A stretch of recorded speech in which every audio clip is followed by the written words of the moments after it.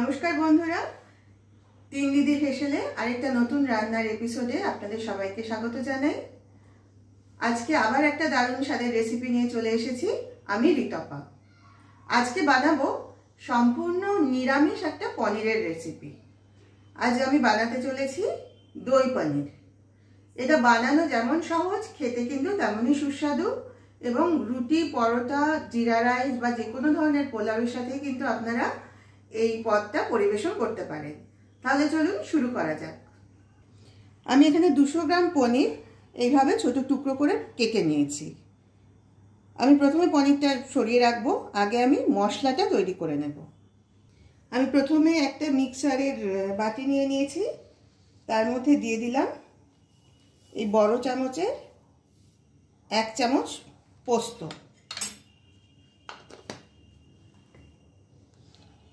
এর সঙ্গে দিয়ে দিচ্ছি প্রথমে, এখানে আছে 8টা কাজু, কিছুটা কিশমিশ এবং 1 চামচ মতো চারমগজ।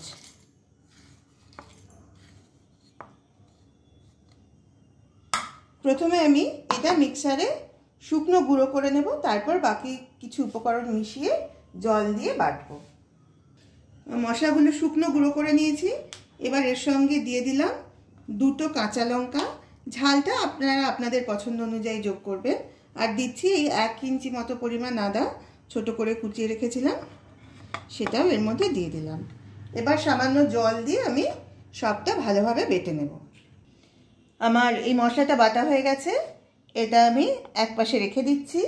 এবার আমি আরেকটা মশলার মিশ্রণ তৈরি করে নেব। এখানে আমি নিয়েছি এই বড় চামচের 2 চামচ টক দই, তার সঙ্গে আমি যোগ করে দিচ্ছি এই ছোট চামচের 1 চামচের একটু কম পরিমাণ নুন,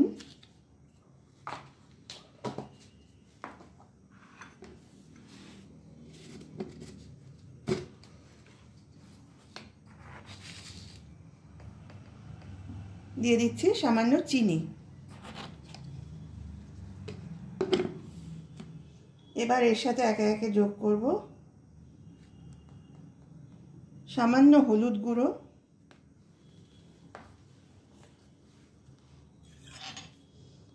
হাফ চামচ মতো জিরে গুঁড়ো, হাফ চামচ ধনে গুঁড়ো, আর দিয়ে দেব এই হাফ চামচ মতোই কাশ্মীরি লঙ্কা বাটা। এটা রঙের জন্য ব্যবহার করছি। এবার সব মশলাগুলো মিশিয়ে দইটা খুব ভালোভাবে ফেটিয়ে নেব।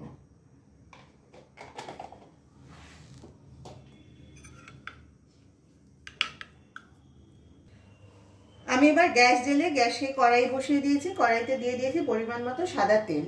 প্রথমে যেটা করব, আমি এই কেটে রাখা পনিরগুলো হালকা করে ভেজে নেব। ভাজার আগে আমি পনিরে সামান্য নুন মিশিয়ে নিচ্ছি।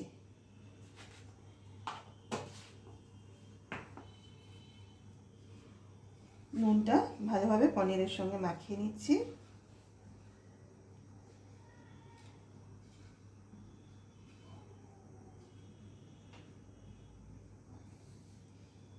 এদিকে আমার তেলটাও গরম হয়ে গেছে।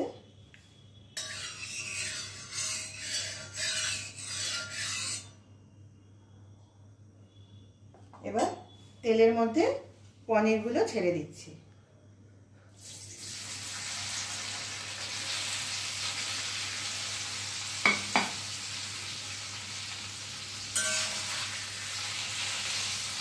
পনিরগুলো কিন্তু বেশি কড়া ভাজবো না, একটু হালকা করে এপিট এপিট করে ভেজে দেবো।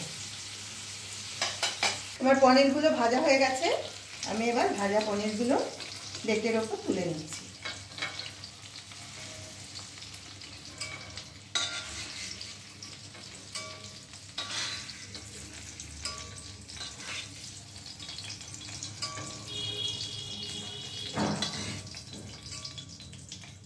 এবার আমি তেলের মধ্যে ফোড়ন দিয়ে দেব। ফোড়নের জন্য নিয়েছি সামান্য গোটা জিরে, 4টে লবঙ্গ, 4টে এলাচ আর এই 1 ইঞ্চি মতো পরিমাণ দারচিনি। এগুলো আমি কড়াইয়ে তেলের মধ্যে দিয়ে দিলাম।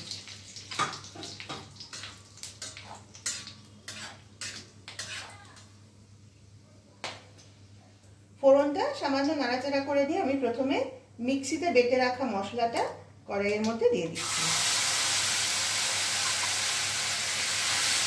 এই সময় আঁচটা কিন্তু কমিয়ে রাখতে হবে।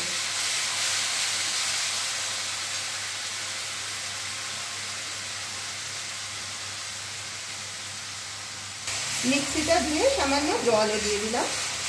একদম কম আছে এই মশলাটা 2 মিনিট মতো সময় নিয়ে কষিয়ে নেব প্রথমে। এবার আমি দই আর মশলার যে মিশ্রণটা তৈরি করেছিলাম সেটা কড়াইতে দিয়ে দিচ্ছি।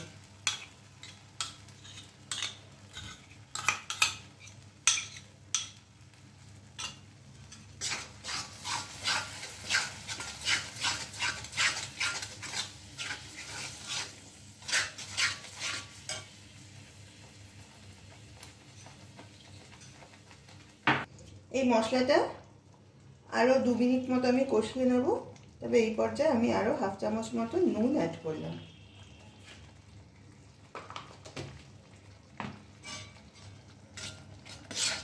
মশলাটা আরও 2 মিনিট কষিয়ে নিয়ে তারপর আমি পনিরটা দেব। আমাদের মশলাটা কষানো হয়ে গেছে। এবার আমি ভেজে রাখা পনিরগুলো এর মধ্যে দিয়ে দিচ্ছি।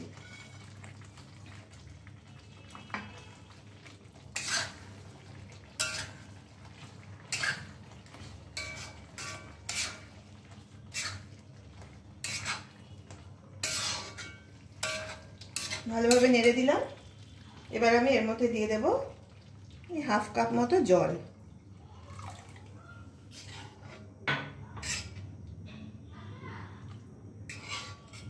আর আমি কড়াইতে দিয়ে দিচ্ছি 3টে গোটা কাঁচা লঙ্কা। তারপর আমি ঢাকাটা দিয়ে দিলাম কড়াইয়ে।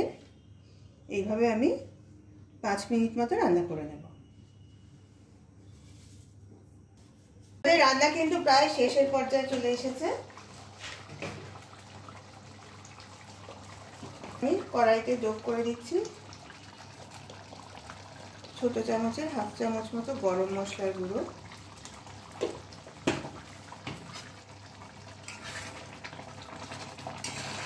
ভালোভাবে মিশিয়ে দিলাম। আমাদের গ্রেভিটা কিন্তু এখন অনেকটাই ঘন হয়ে এসেছে।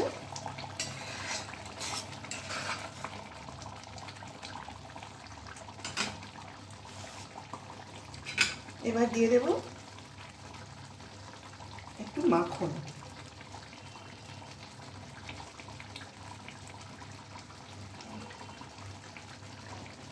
1 চামচ মতো মাখন দিয়ে দিলাম, তাতে ফ্লেভারটা খুব সুন্দর আসবে।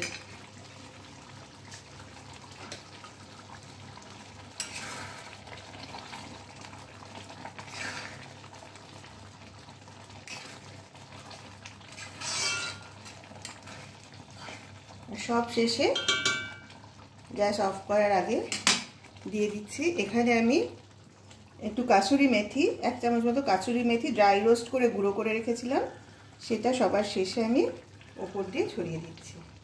এটা কিন্তু বেশি দেবেন না, বেশি দিলে কিন্তু তেতো হয়ে যাবে। সামান্যই দেবেন যাতে গন্ধটা সুন্দর আসে। তাহলে আমার রান্না কিন্তু কমপ্লিট হয়ে গেছে। এবার আমি গ্যাসটা অফ করে দিলাম। তাহলে আপনারা দেখলেন আমি কিভাবে বানালাম আমাদের আজকের এই রেসিপি নিরামিষ দই পনির। আমি আশা করব আপনারা সকলেই অন্তত একবার হলেও যে কোনো নিরামিষের দিনে এই রেসিপিটা অবশ্যই ট্রাই করবেন। আমি কথা দিচ্ছি বাড়ির সকলেই কিন্তু এটা খুবই পছন্দ করবে। আর আমি আগেও বলেছি এই রেসিপিটা কিন্তু রুটি, পরোটা, জিরা রাইস বা যে কোনো ধরনের পোলাও রাইসের সঙ্গেই খুব ভালো লাগবে খেতে। তাহলে আপনারা অবশ্যই আমাকে জানাবেন রেসিপিটা আপনাদের কেমন লাগলো, এবং আপনারা প্লিজ আপনাদের কমেন্ট করে আমাদের আরো উৎসাহিত করবেন নতুন নতুন রেসিপি আপনাদের জন্য নিয়ে আসতে। আপনারা যারা যারা তিন দিদির হেসেল ইউটিউব চ্যানেল থেকে আমাদের এই ভিডিওটা দেখছেন, তাদের সবার কাছে আমাদের অনুরোধ, আপনারা প্লিজ আমাদের চ্যানেলটাকে সাবস্ক্রাইব করে আমাদের পাশে থাকুন এবং পাশের বেল আইকনটাকে প্রেস করে দিন, যাতে যখনই আমরা এই চ্যানেলে কোনো নতুন ভিডিও আপলোড করব তার নোটিফিকেশন কিন্তু আপনারা পেয়ে যাবেন। আর যারা তিন দিদির হেসেল ফেসবুক পেজ থেকে দেখছেন তাদেরকে অনুরোধ করছি আপনারা প্লিজ পেজটা ফলো করুন এবং অবশ্যই লাইক, কমেন্ট আর শেয়ার করে আমাদের পাশে থাকুন। আজ তাহলে এই পর্যন্তই। আবার খুব শিগগির একটা নতুন রেসিপি নিয়ে আসবো আপনাদের জন্য। সবাই ভালো থাকবেন। নমস্কার।